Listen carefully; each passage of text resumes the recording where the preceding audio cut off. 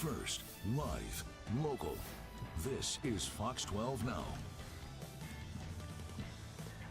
Hello, everyone. This is Fox 12 Now. I'm Greg Nibbler. Thank you very much for joining us. We are live streaming here out of the Fox 12 Oregon newsroom, and this is something that we do every weekday starting around 1 o'clock going throughout the afternoon. And thank you very much for joining us here for this segment. So we cover a wide range of topics here on the show, and today we are talking about Fort Vancouver, the National Historic Site there right in Vancouver, Washington, and a big birthday, 200 years. It has been around for 200 years, so an incredible amount of history associated with that, and there's a big celebration that's coming up this weekend on August 16th that you can be a part of. So we're going to talk about all of that and more right now. Joining us, we have National Park Service Park Ranger. We've got Aaron Ochoa joining us. Aaron, hello. Good to see you. I think for those who watch the show regularly, when last we saw you, it was talking about the Park Ranger program up there with Bowie, my dog. But now we're actually talking about the fort itself. And just to start off for everybody, can you let everybody know just a little bit about yourself and how long you've been working there? Absolutely. I've been fortunate to be with the Park Service for just under 12 years in a couple of different roles and occupations. However, I'm from Vancouver, Washington. I served here at the Vancouver Barracks when I was a little younger and less facial hair.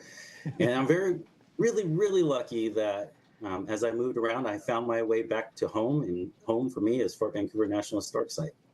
Yeah, and I mean, being there, on the grounds, it's really an incredible place to just walk around, and it does feel, it's beautiful, but you do get that historical feel, I feel like, walking through there, just with the buildings and, of course, the fort itself. And to that extent, could you tell everybody just a little bit about the history there? 200 years of Fort Vancouver.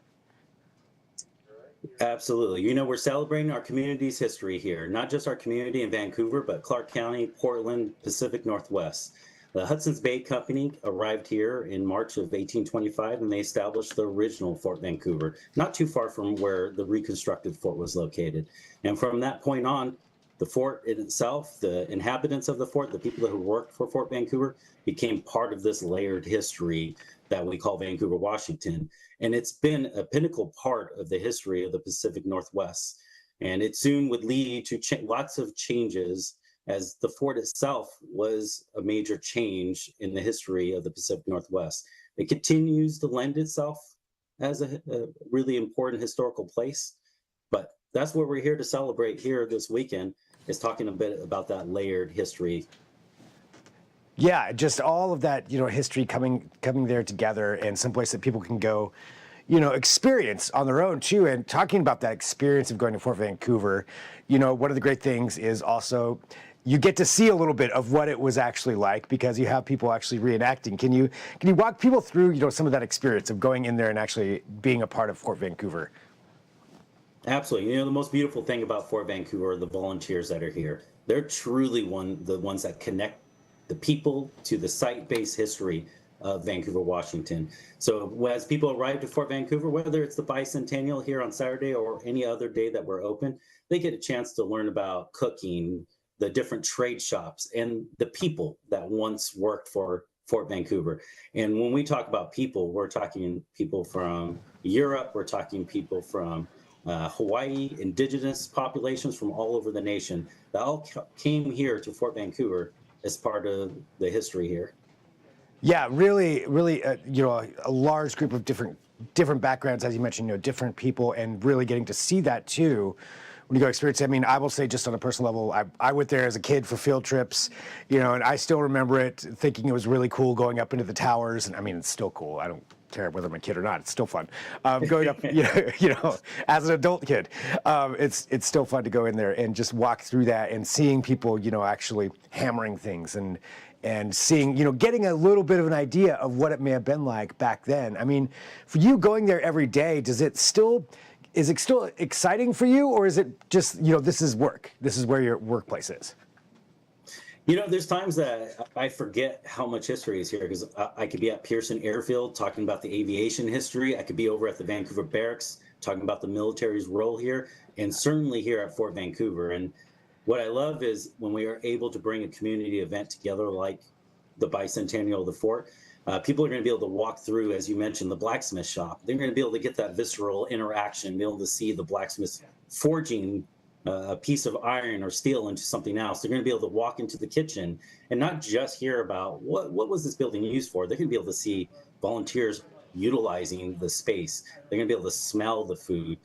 They get over to the carpenter shop. They're going to be able to see trades that were very important here at Fort Vancouver being done right there. So it's just really cool, immersive experience. And it's hard to find time that you're not excited about being here.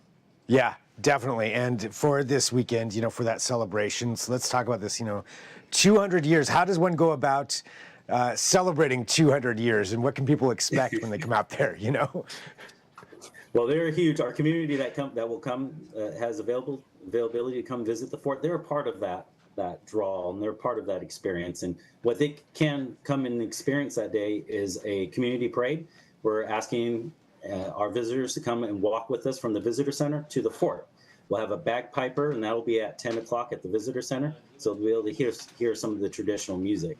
And then when they arrive in the fort, we have some guest speakers that are going to come and talk about the commemoration. Then following that, we have Vancouver Community Concert Band that will be playing, and we have tours and cultural demonstrations, children's activities.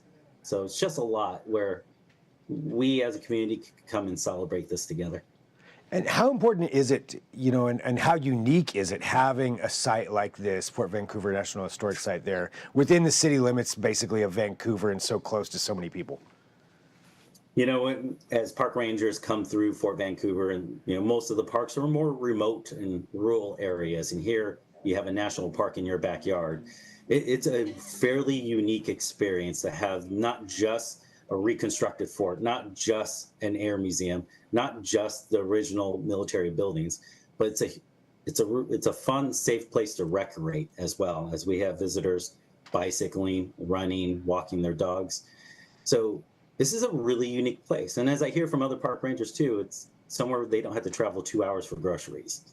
Right. Yeah, you're right there. And, just as you mentioned, just ordinary things, people going for a bike ride, walking their dog, whatever it may be, you can do that through this 200 years of history. Of all of this in there, do you have maybe one unique aspect of the history story that you could tell us, or just something that you find pretty interesting yourself, having been there for so long?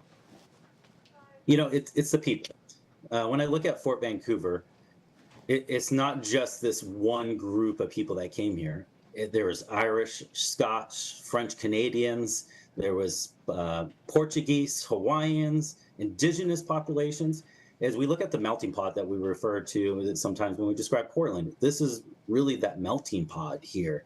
And by far, that's a fascinating thing, because they were probably also dealing with circumstances that are similar to today. What happens when lots of people from different areas come together? And I think it's an interesting history just in itself, the uniqueness of that. Yeah, all of those different cultures and people coming together, but right here where we can go take a look at where they were. So really, really amazing stuff. Well, Aaron, just anything else that you think is really important for people to know here about this weekend and about what's coming up? Absolutely. The festivities began at 10 a.m. at the Visitor Center. You come and join us to walk down to the fort. And then all the cultural demonstrations, from the bakehouse to the kitchen to a historic weapons demonstration, start at 11 o'clock. The program in itself is from 10 a.m. to 3 p.m. Historic weapons, and now I have to ask, what is the historic weapons demonstration? We have one at 11:30 and one at 1 o'clock. And are these like cannons? We'll be firing some of the small arms. They had trade guns, brown besses, indicative of the British at the time. So you can come down, not just see and smell, but hear the boom of Fort Vancouver.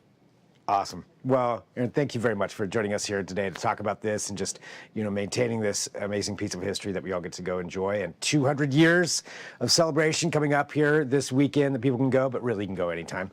But definitely for the 16th as well, for the special day. Thank you so much for being here on Fox 12 Now. Thank you for having me, Greg. I will say too, Bowie is still wearing his Bark Ranger badge, so I'll let you know that. So I get asked about it a lot, so it's good. For everybody watching too, this is Fox 12 Now. We are live streaming here, and thank you for joining us. You can check out all of our segments there on the Fox 12 Oregon app, and also KPTV.com or wherever you found us right now. Thanks for doing so. We've got plenty more coming up here throughout the afternoon. At 1:30, we're going to be talking about the Trailblazers, an institution here for 50 plus years in the region, and now with a new owner. So that's what we're going to be discussing, of what that means, what's the outlook for the team, who is this team that's buying the Trailblazers. So that's going to be coming up at 1:30 p.m. We'll be discussing that, so come right back to whatever platform you're on right now, and I'll be there. And of course, if there's breaking news, we'll have that as well here on Fox 12 Now. But that's it for right now. I'll say it again. I'm Greg Nibbler. This is Fox 12 Now.